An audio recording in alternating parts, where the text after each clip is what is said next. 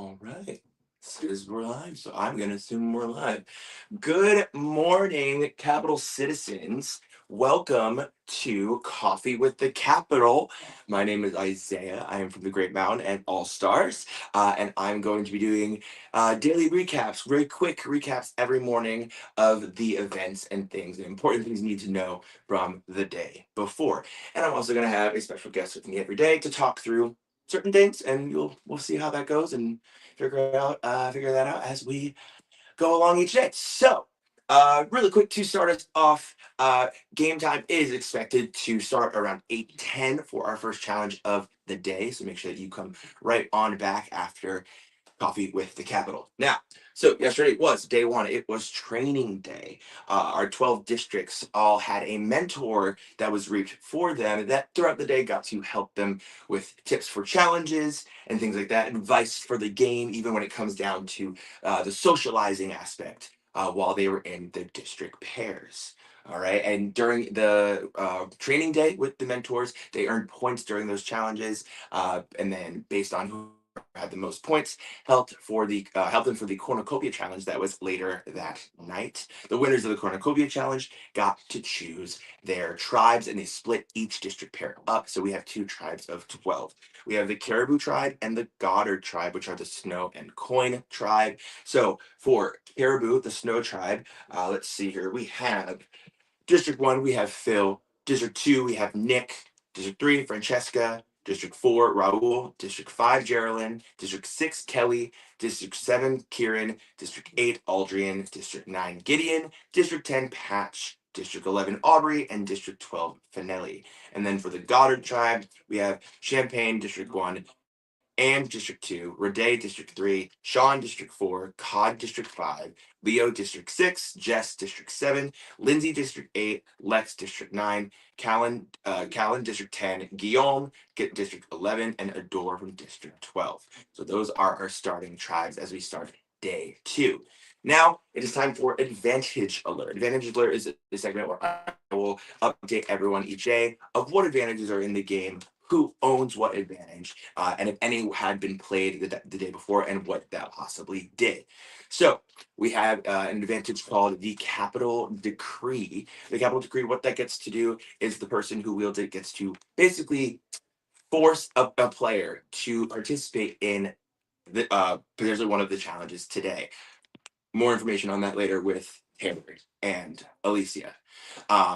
Can't give too much away now, but there is an advantage where they get to force somebody to participate in a challenge, and you'll know more about that during challenge 1. And then also Raul, Nick have the Capital Decree. They were hidden, one at each of their starting camps when they were split up into tribes. They weren't split up into tribes, and they were one at each of those camps.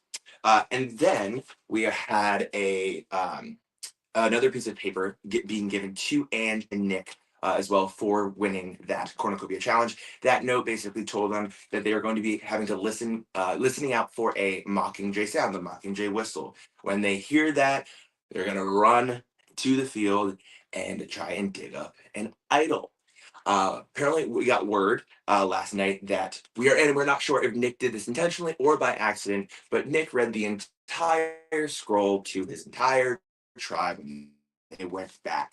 Not sure if the wording of Can saying that they had to wait until they went back to camp to read it, if that's what he thought he had to do, aka to the entire group, or if he just wanted to be truthful and tell his entire group. So once the Mockingjay whistle went off, what I have been told is that Patch, Finelli, and Nick ran to the field in the dark without a flashlight and found the spot where they had to dig. And Nick is in possession of that Mockingjay idol. Now, what the Mockingjay idol gets to do is it works like a regular idol, but if Nick plays it or is voted out with it, it will get kind of boomeranged almost to Ange, his district partner. So if had anybody else found that idol, whoever their district partner is, that would have bounced over to them. But Nick has it. So technically, Ange also has an idol. Potentially just has to wait again for either Nick to play it or for him to get voted out. We also got word this morning that apparently in the morning, Ange also tried to run out with a few people on her tribe to try and dig it up, but obviously it's already taken. There is only one idol. So no luck there for Ange. And that is the advantage alert for today. Now, to end our segment, again, I'm going to have a special guest with me. For today's special guest, he is one of my number one allies from my season of the Great Mountain, from Tyrem, the Tyrem 5, and also from All Stars as well. And he is Ned. Ned, would you like to come join us, please? Yes, yes, yes, yes, yes, yes, yes, yes, yes. Oh, this chair is a little busted. Have you guys seen these mugs? They I think they had them made for this. did. Capital Coffee. Capital Coffee. Tell Brandon we'll get a merch store going. We'll sell it. Yeah, look at our matching Yes. stuff. Yes. Tyrem. I've actually recreated my entire Great Mountain look, Which I love. for this tribal phase of the game that we're entering today. But I know where they're not there just yet. Right. And you kind of wanted to talk about mentoring a little. Yes. Please explain to us what your job as a mentor was to do throughout the entire day. A little bit more in depth, I guess, for everybody. I'm sorry, I'm so distracted. I really thought there was gonna be coffee. I was gonna put coffee and water. We just didn't have time. So there will be beverages. Yeah. They're aesthetic. Being a mentor was, first of all, a really special experience. When they announced to us on production that this was something that they were going to do, immediately I was like, oh man, I hope I get to be a mentor. In my real life, I'm a teacher, and so sort of mentorship is a big part of my life. Right. And you and I were discussing this yesterday, how special the Can You Survive community is to us, how much it means. And it's sort of like happy emotional. Yeah. And so to get to share sort of some of our experience in the community and to share it, in my case, I worked with District 9. I was reaped to District 9. How fun, by the way, that the mentor got reaped. Yes, yeah, it was like reverse. Yeah, that was really awesome. It was cool. It was cool. So I get to work with District 9, who are newer players to the community, Lex and Gideon, who both have hosted really small games, but this is sort of their first bigger deprivation live reality game. Yeah. And so they wanted to know not just about challenges, they really wanted to get in the mindset of production. They wanted to know, like, oh, what do you think's coming next? How much energy do I need to put in my tank for the whole day? Okay. And so it was really interesting, the conversations that we were having. Awesome. Now, do you think that's 'cause I saw a lot of mingling between districts. Do you think that there's a potential that maybe the districts would then share what they've learned with their mentor, with maybe another district pair to help align with each other? Or my guys did that. Okay. And it actually, so I also do confessionals, and it was paying dividends what they did yesterday. So I gave them some advice for some of that very first cornucopia challenge about a couple of the stations we had dream teamed with. And so I shared what I had learned with them, and I watched them immediately target 3 districts: District 5, District 8, and District 10. To share that information with. It was really interesting last night because I was doing Lindsay's confessional, who's in District 8. Yeah. And I was sort of asking her, who feels good? Who do you like working with? Right. And she was sharing her people, and some of the people she mentioned were the Orange Home Depot boys. That's what they got to call Home Depot boys. Sweet little district. I love it. Yeah, so they she was like, these guys were sharing information with us about the challenges, and it enamored us to them. And so I was really glad to positively influence their social game. And that was a piece of mentorship I guess I wasn't anticipating. I was ready to like tell them about the challenges, but in reality, a lot of what I was doing was like, here's a challenge that's worth putting effort into because it's going to be worth a lot of points and you feel confident. And how about you like take your foot off the gas on these and focus on socializing more. And so and then after challenges, they wanted to like process Gideon and Lex with each other. And I was like, this is great. Stop, go get celebrated by everyone. And like, I saw a lot of other mentors encouraging their mentees to like, go be social, stay away from each other. This is a time to build connections in this early part of the game. Right. Awesome. I love that. So I'm going to segue a little bit into further into the game after the nighttime cornucopia challenge after Nick and Ange won. Yes. With everything that you were kind of again hearing from your mentees or maybe other mentees by like the wind, the wind of their voice coming to your ear or any of the other mentors, how, and maybe obviously do confessionals as well, how do you feel about Nick and Ange's choices when it came and how they went about their choosing of the tribes based on what what you felt and what you saw? This is Sorry guys, you're good. Oh, okay, you're good. Connection's okay. This is very editorial, right? This is mine and Heckman. Right. Yes, this is not like what is happening, what they are thinking. Yes. Yeah, this is not from like, your perspective. From my perspective, I thought their tribe division was fascinating to me. It was fascinating to me because it felt like, from my perspective, that in every pair, sort of, I don't know if it was like there's like a more dominant player and a more like a player who was more like, I don't know. I just kept feeling like the in my head the dominant player on in every district ended up on Nick's tribe somehow. Okay. Okay. And somehow some of the more like not reserved but less sort of out there players on every district were ending up on the other tribe with Ange. And I don't know all the players perfectly well, but just from my like quick observations, I saw that, and I saw a couple other people being like, "Huh, that tribe selection was really interesting." It was interesting listening to Nick. Seems like an awesome player and a really good strategist because he had this way of being like, "Oh, like I think this person would be good," and it sounded like a suggestion, but really he was gonna take his person from as I was listening to him talk. Yes, and I agree with that statement. I think Nick did a very excellent job of making it sound like a suggestion to Ange, where it felt like she did have a choice. Which I feel like if she were to be very adamant of like, and he would have let her. But I think Ange, because Nick and Ange have a very close relationship, I think that trust is already there. So Ange is like, I don't care, dude. I'm fine. And then so when that was the response, Nick said, "Oh, okay, cool. Then you wouldn't mind if I took this person."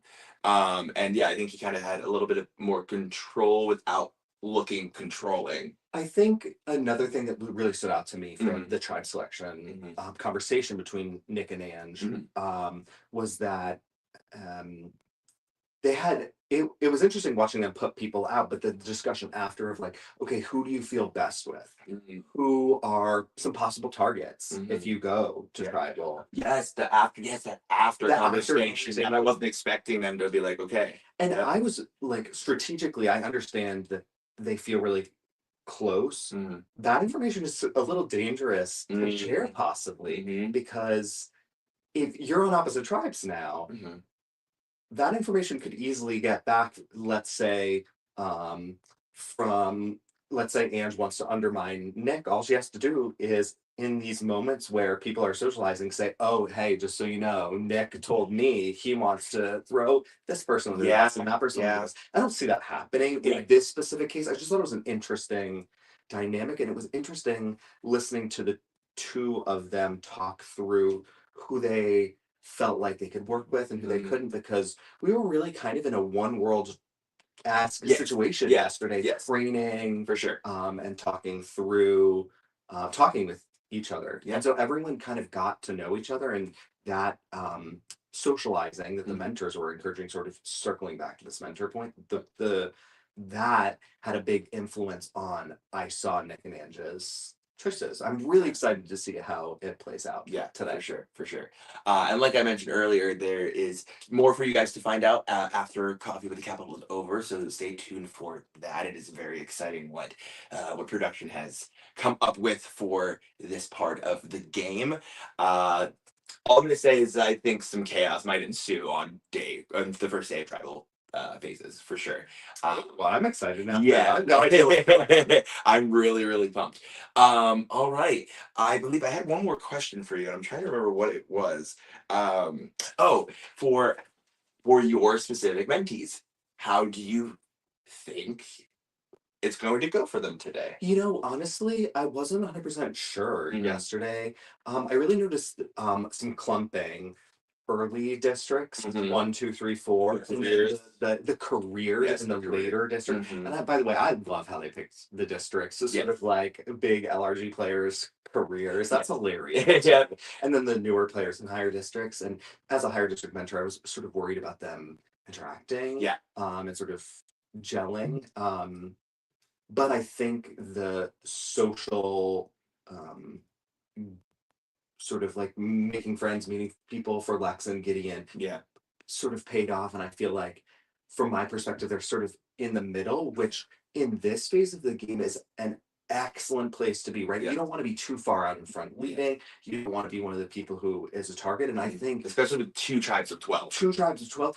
Being in the middle, Lex and Gideon, from how I see it today in the confessionals that I listened to last night, it feels like they're sort of riding the middle wave, and they're gonna grow into this game. And I'm done being their mentor. Yeah. And now I'm just their confessionalist. But, like, I feel such a pride. Yeah, you have that, and you can you help them literally with their start. It was so funny because last night I was inside briefly just refilling my water when the challenge started, and so no one was there to cheer on Gideon and Lex. Be a challenge. And when I came back out and cheered for them, Lex was like, "Hi, Dad."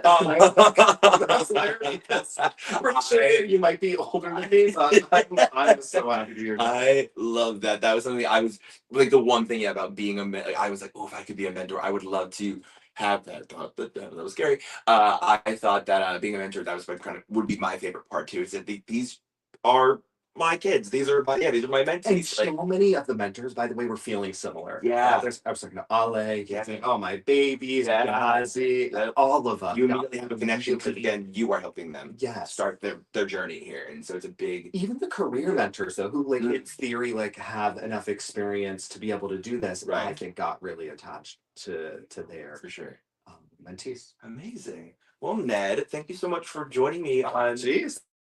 The first episode of Coffee with the Capital. I really appreciate you. All right, everybody. Well, the game day is about to begin in just a few minutes, so make sure you are staying tuned to Can You Survive District 13 as we begin day 2, day 1 of the tribal phase of the game. I will see you tomorrow morning with a brand new guest, some updates, and some brand new topics to discuss as we continue on through the next few days of our game. So thank you all for joining us, and I will see you next time. Bye-bye. And then Ned's getting that for me. Yeah. And straight.